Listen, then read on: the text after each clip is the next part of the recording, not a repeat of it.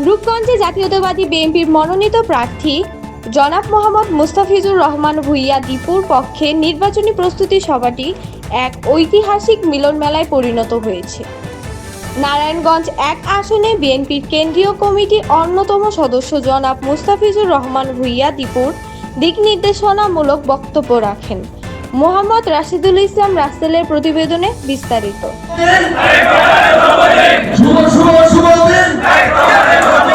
কারণ ওনাকে দেখে, ওনার ইন্সপিরেশন পেয়ে, ওনার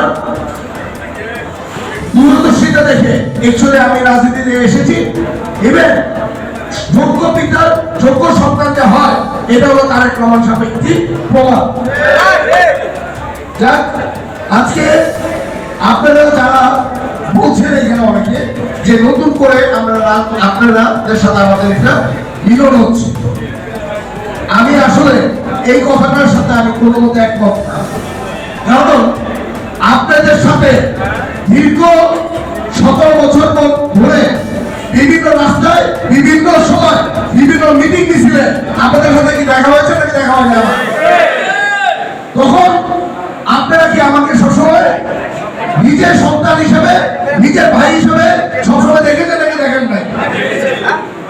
এই ভালোবাসার কারণেই আজকে আমরা কিন্তু সবাই একসাথে হয়েছি। আপনারা সবসময় আমাকে দেখেছেন এইভাবে করে, যারা মুরব্বীরা আছেন তারা তাদের সন্তানের মতো করে দেখেছেন, যারা আমার ভাইরা আছেন তাদের ভাইদের মতো আমাকে দেখেছেন।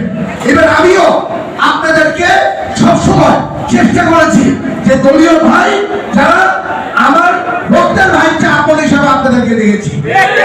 কারণ আপনারা দেখবেন বিগত 17 বছর ধরে আমাদের কোন নেতৃবৃন্দ যদি জায়গা গেছে, কোন হামলা শিকার হয়েছে, আমি দীপু ভূঁইয়া কিন্তু তাদের সাথে দাঁড়ানোর চেষ্টা করেছি। কারণ আমি চিন্তা করি রক্তের ভাই অনেক সময় বেমানি করতে পারে, কিন্তু দলের ভাই কখনো বেমানি করে না।